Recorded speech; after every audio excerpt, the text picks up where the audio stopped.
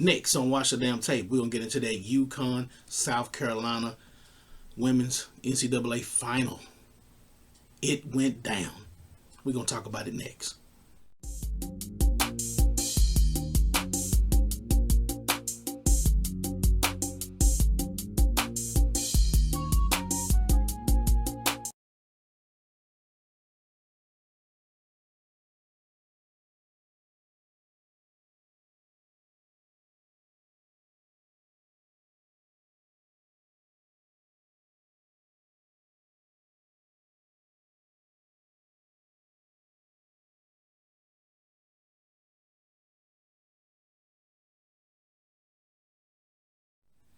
What it do, folks? It's the Beat Chef with Watch the Damn Tape. Hit that like, that share, that subscribe button.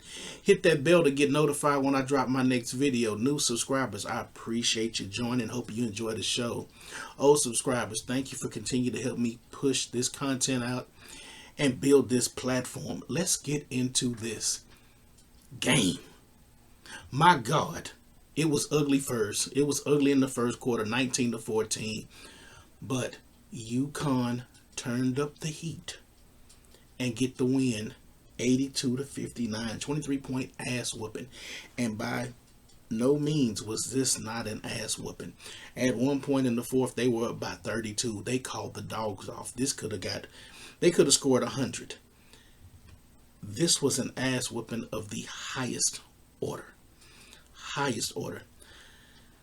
I thought South Carolina would win. I was wrong on that. But the way South Carolina lost, I said, if South Carolina did not stop 2 of the 3, I said somebody else was going to have to come in and make some plays. Paige Bueckers was going to be Paige Bueckers. We all knew that. But you had to stop. My number one person to stop was Sarah Strong. South Carolina failed with that miserably. 10-15, 2 or 3 from 3, 15 freaking rebounds, 24 points, 3 blocks, 2 steals. Sarah Strong is a pro player right now. And after the game, Paige Bueckers basically said in so few words that this team's going to be in good hands, which means she's going to leave and go to the WNBA. But she's given the keys to the Cadillac to a monster. Sarah Strong has the potential to do a run like Breanna Stewart and win 3 more. That's how talented Sarah Strong is and can carry this team. Azzi Fudd, 9-17, 24 points, 5 rebounds, 3 steals. She picked Malaysia Wiley's pocket in the first quarter twice. One at half court. Right when she crossed half court, she was playing lazy. Got the ball picked. Easy layup. The next one, she came over on help defense, took it, scored. Both times. Key plays. Key plays. South Carolina started out a little hot and cooled off real quick. Paige Bueckers, 5 of 14, didn't shoot particularly well. 7 of 7 from the free throw line, 17 points. But Paige Bueckers commanded more attention. She commanded more attention than I thought South Carolina would give her. I thought Bree Hall would kind of slow her down, and she only hit 5 of 14. But they overhelped, and that left holes in the defense. There was so many mental breakdowns in this game, but South Carolina did not show up. 30 minutes by Chloe Kitts was 3 of 11, had 9 points, a starter. Sanaya Fagan, 4 of 6, had 8 points. Tiana Powell, 1 of 6 from the field, 1 of 3, had 27 minutes, 3 points. Raven Johnson, seemed like Raven Johnson had 30 rebounds, but she only had 7. 1 of 7, 2 points. Bree Hall, 1 of 3 for 2 points. Now, I know she had a tough assignment. She was getting torched.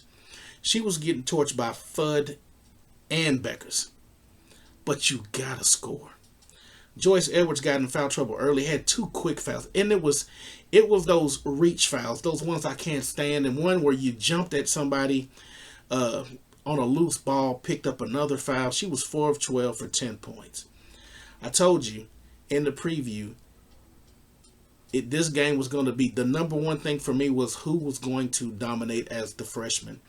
Was it going to be the number one player in the country, or was it going to be the number 2 player in the country coming out of high school last year? And clearly, Sarah Strong dominated this one.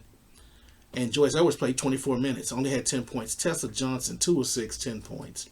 Malaysia Fudd, 19 points, 4 of 7, had 9 points, 4 assists. Malaysia Fudd, I believe this was her last game at South Carolina. I'm just going to throw that out there. I wouldn't be surprised within the next week we hear her name in the portal. It's just me. And I'm going to drop a video about the portal and NIL. And these 2 teams in particular, I talk about quite a bit. And I still believe that South Carolina can survive the portal, transfer portal kids leaving. But this one's going to hurt. And I know she's leaving. You could just tell by the body language. I mean, they were getting their asses kicked. But they showed Malaysia a lot. And she just seemed disconnected even in the second quarter. Definitely in the third, and by the fourth, it was just like, okay, man, just come on, give me my transfer papers so I can get the hell up out of here and go start. But there's no way, and I talked to a bunch of people on Twitter online, there's no way that Malaysia for a while should be coming off the bench and Raven Johnson can't even score effectively as a starting point guard. I'm just sorry. I'm just sorry. No coach but here. And they needed that. They needed that scoring. I mean, Malaysia helped them out a couple of games back, especially when they played Maryland. If Malaysia doesn't go off, this team loses. And to have Raven Johnson starting, you had to throw something at Uconn. Uconn was already playing at a high level. They had already Texas Chainsaw massacred UCLA, and they basically did South Carolina worse than they did UCLA. This reminded me of that running Rebs team that Duke faced, and Duke had no answers. Mike Krzyzewski just had to sit there and say, "Man, we're toast." This game was over in the second quarter. South Carolina made a small run, and that was my third point. Which coaching staff was going to do the chess pieces? And Gino Auriemma outcoached Dawn Staley tremendously this game. Even when they had bigger players in the lineup, because Jana El-Alfa had gotten foul trouble early. They brought in Ice Brady, and things still continued. Even though she's not as talented as Jan, but they were still able to keep their composure, and they were rebounding like crazy. It seemed like it was just like against UCLA. There would just be like, if they missed a shot, one of their guards was getting the ball, and they would take another shot. And then if they missed that shot, Sarah Strong would get the ball, kick out, and they did that constantly all game and chewed up a lot of clock, especially in the second half. They did it a lot because UConn didn't hit a three in the first half, and it seemed like the game was very low scoring, and it seemed like for a second, they're playing South Carolina's game tight to the vest. Third quarter, it opened up because Azzi Fudd was basically stuck in automatic. She was emptying the clip every quarter. She would hit a dagger, pow, and it'd be like, nope. And then Gino Auriemma did my third point. South Carolina started to make a little run. It was getting close to I think they were going to be down 7. And he called a timeout. And when they came back from that timeout, South Carolina went right back how they were in the second quarter, discombobulation. And South Carolina had did this a bunch of games, and they would kind of straighten it out in the fourth and get it together. They get into a funk in the second quarter, and it carries over into the third, and then they start coming back with their defense, and they started to do it again. He called that timeout, and after that timeout, they had back-to-back possessions with terrible turnovers, and it was just like, oops, switch was off, and it was off to the races. After that, Azzi Fudd hit a three, Ashlyn Shade hit a three, then Sarah Strong hit a three. Now all of a sudden the threes are raining down, and that lead's just it's up to 15, it's up to 18, back to 20, and it was over. And at the end of the third quarter, they were up by 20, and it was ball game then. Ball game. If you ever wanted to see a master class in whooping somebody's ass on a basketball court, it was this game. This game and the UCLA game. If you pop those in as a coach and you want to show some young girls how to play fundamentally sound basketball, play these two games and clip up what Uconn did and how they destroyed 2 number 1 seeds to win the title. This was a masterclass. Congratulations to Uconn. Other note, KK Arnold. Defense. They limited Tiana Pow probably be a first round pick. They made you second guess looking at Tiana Pow. Just being honest. They made South Carolina look pathetic. The bigs for South Carolina, they made them look like they were guards. They made Fagan and Kitts play bad. They made Bree Hall look terrible. Just a complete annihilation of a team. Like I said, it reminded me of that Duke UNLV game. I believe that was 1990. That 90 Running Rebels team. They destroyed Duke.